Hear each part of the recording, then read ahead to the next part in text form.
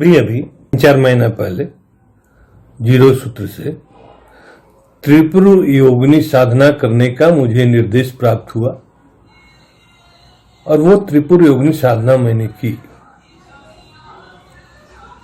गुरु की कृपा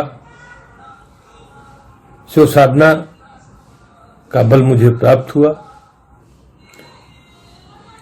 अनेकों प्रकार की अनुभूतियां मिली, बल्कि पहले से ज्यादा बल का अनुभव हो रहा है।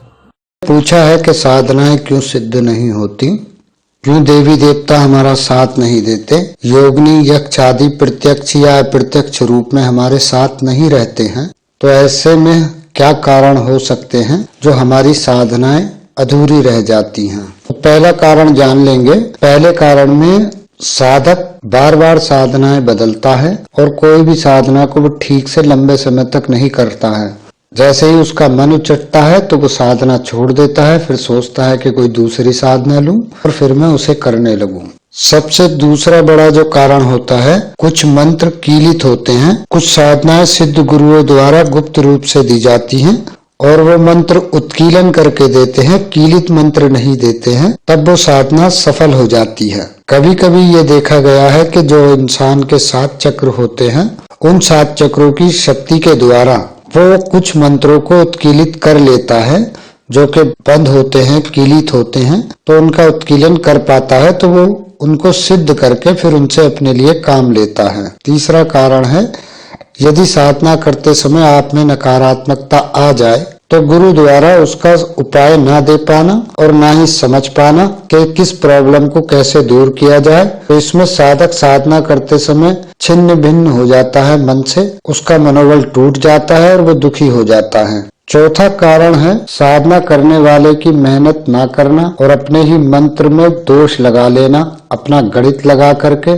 क्योंकि मंत्र में 50 दोष होते हैं। वो फिर ये नापने लग जाता है कि जो मैंने उस समय मंत्र किया था उसकी शक्ति बहुत थी, इसकी शक्ति कम है, इसमें ऐसा तो नहीं है कि मैं इस तरह से करूं तो ये जल्दी सिद्ध हो जाए, मैंने परसों इस तरह से किया था तो इसका परिणाम ऐसा हुआ था। तो वो अपना गणित लगाने लगता है और गणित लगाने के बाद वो अपनी ही साधना को दूषित कर लेता है। ये आदत बहुत समय होती है, मुझ में भी थी, मैं भी गणित लगाता था। आज जान गया हूं तो आपको बता पा रहा हूं। 5वां कारण होता है कि आपके परिवार में कुल देवी देवता का नाराज होना या तंत्र के द्वारा बंधन कर देना या जन्म कुंडली में पितृदोष होना। क्योंकि जब आपके परिवार में किसी की अंतिम क्रिया की पूरी विधि नहीं होती है या श्राद्ध पक्ष में हम उनके लिए भोग नहीं निकालते हैं, तब ऐसे में किसी कारण से हमें पितृदोष लग जाता है। कभी कभी ये जन्म कुंडली के आधार पर भी पितृदोष लग जाता है, तो उसमें भी हमारा जो है मंत्र सिद्ध नहीं होता है। और मंत्र छोड़ो, जीवन में बहुत सारे काम इंसान के बनते नहीं है, जबकि वो बहुत मेहनत करता है, पूरी श्रद्धा भक्ति से अपने कार्य को करता है, चाहे वो कोई भी कार्य करता हो, कितनी ही वो पूजा पाठ करता हो, पर काम नहीं बनते हैं। तो कभी कभी पितृदोष के कारण भी ऐसा होता है। और ये जो है मूलाधार से कंठ चक्र के बीच में ऐसे पितृदोष होते हैं।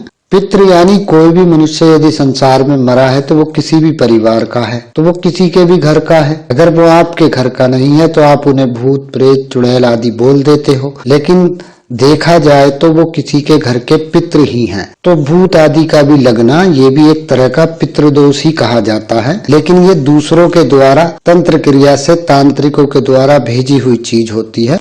कभी कभी कुछ प्रेत आत्माएं धार्मिक लोगों के शरीर में सूक्ष्म रूप में रहती हैं और वो चाहती हैं कि वो भी अपनी भक्ति पूरी करें। तो जब कोई भी साधक पूजा पाठ करता है तो वो उन्हीं के साथ जप करना शुरू कर देती हैं। यदि साधक को उस बात का पता है और वो संपुटन आदि जानता है तो वो इन चीजों से बच सकता है। यदि नहीं पता है तो उसे उसके जाप का फल नहीं मिलता है। इसलिए अक्सर देखा होगा बहुत से लोग बहुत पूजा करते हैं, पाठ करते हैं, पर वो दुखी ही रहते हैं, सुख नजर नहीं आता है। तो ये भी एक कारण होता है कि कुछ अच्छी आत्माओं के द्वारा शरीर में बैठ जाना सूक्ष्म रूप से। अब आप चाहे गंगा जल पियो, मंदिर जाओ, वो नहीं निकलने वाली हैं, क्योंकि वो पॉजिटिविटी वाली हैं, नेगेटिव नहीं है, तो आप उसका उपाय भी नहीं कर सकते। इसमें यही होता है कि कुछ मंत्रों की क्रिया आपको बदलनी होती है। 7वां जो कारण है वो बहुत खतरनाक है, जो देखने में दिखाई नहीं देता पर कुछ लक्षणों से पता चलता है।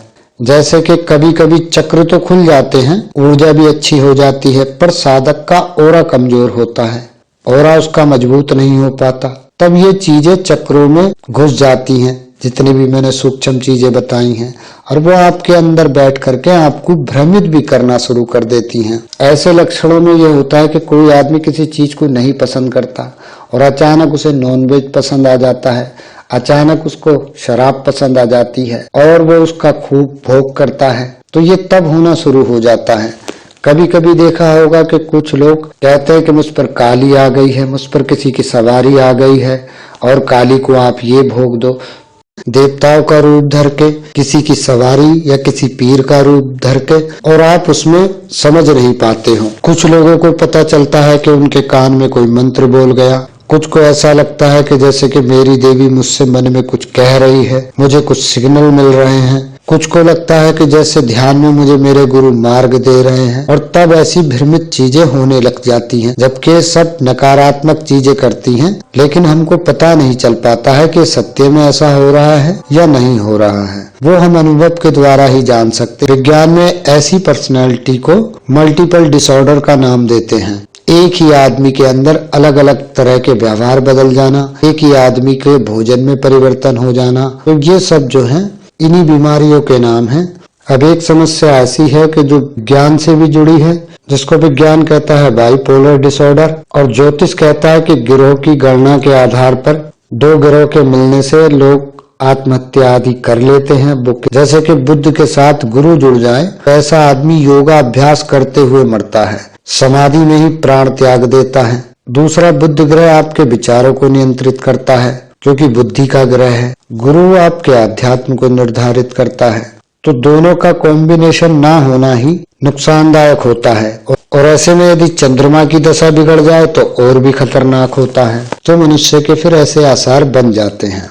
इसीलिए कभी कभी ध्यान में लोग निकल लेते हैं, लोगों को लगता है कि गुरु ने समाधि ले ली, लेकिन उन्हें पता नहीं चलता है कि बुद्ध और गुरु अपना खेल करके तुम्हारे गुरु को ले डूबे।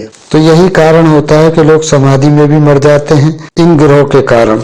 यदि 8वें भाग में बुद्ध हो और किसी अन्य ग्रह से वो युक्ति कर ले तो आत्महत्या के कारण बन जाते हैं। बुद्ध राहु से मिल जाए तो जहर खा के आदमी मरता है, बुद्ध केतु से मिल जाए तो किसी धार्मिक स्थान पर जाकर के मरेगा, नींद की गोली खा करके।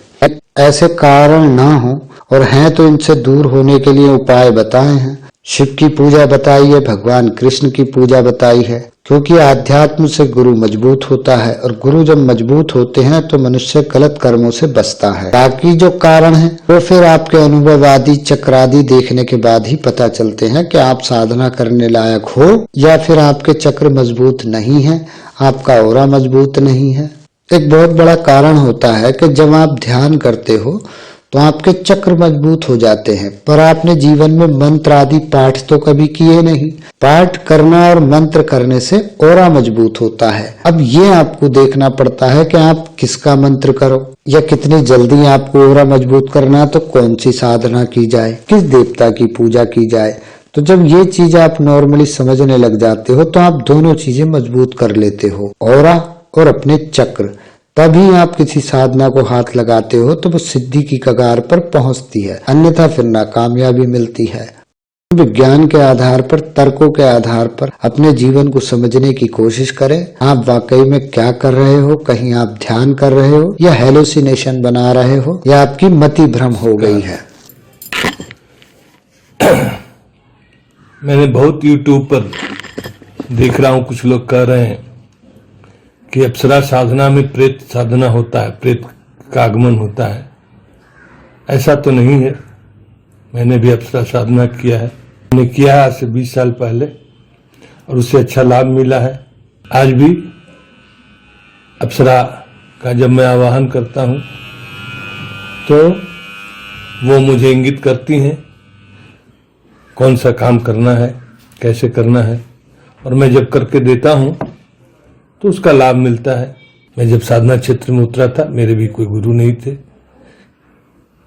लेकिन जब माँ के प्रति समर्पित हुआ तो माँ ने ही किसी न किसी को मुझसे जुड़े और उसका लाभ। मैं तो ये कहूंगा कि या तो आपके इष्ट सही नहीं है इष्ट की साधना सही नहीं हुई आपसे, उनकी कृपा नहीं है या गुरु की कृपा नहीं, कि जब मैं जीरो सूत्र से जुड़ा तो बहुत सारे चीजें जो नकारात्मक शक्तियां मेरे साथ जुड़ी हुई थी, जिसकी कल्पना मैं नहीं कर सकता था, अहित तो नहीं कर पाता था वो, इसलिए कि मेरे गुरु कृपा मेरे ऊपर विशेष प्रकार की थी, इष्ट सिद्धि की कृपा थी। आज मैं उनके दिए हुए मंत्रों से विशेष प्रकार का लाभ उठा पा रहा हूं और मेरे पास लोग आते हैं, मुझसे पूछते हैं, उनकी परेशानी के बारे में उनको बताता हूं, लोगों को लाभ भी मिलता है, जो मैं उनको बताता हूं वो करते हैं, तो वो अपने आत्मबल का सहारा लेकर अच्छे मार्ग पर चलें, अच्छा कार्य करें, अपना भी भला करें, लोगों का भी भला हो। जो भी लोग मेरे कोर्स में जुड़ना चाहते हैं वो रात को 8 बजे से लेकर 11 बजे के बीच कॉल करके मुझसे जुड़ सकते हैं। टेक्निकली कोर्स है, 1 टाइम फीस है, अनलिमिटेड कोर्स है। मेरी गारंटी रहती है कि आपको नुकसान कुछ नहीं होगा, फायदा कितना भी हो जाए ये आप जानो, क्योंकि टोटल विज्ञान है। मैं किसी को अंधविश्वास में नहीं उलझाता हूँ, क्योंकि आज तक लोगों ने अंधविश्वास पर ही रोटियां सेकी हैं। तो यदि आप विज्ञान के आधार पर चलते हो, किसी भी चीज को तर्क के आधार पर जान करके चलते हो, तो आप जीवन में जरूर सफलता पाते हो। हमसे जुड़े रहिएगा। प्रणाम।